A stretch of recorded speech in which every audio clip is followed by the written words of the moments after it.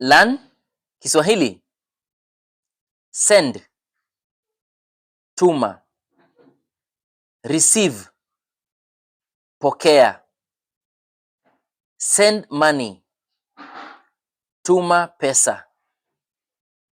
I have sent, nimetuma. I sent yesterday, nilituma jana. I will send tomorrow, nitatuma kesho. Send a message, tuma ujumbe. Receive a message, pokea ujumbe. Important message, ujumbe muhimu.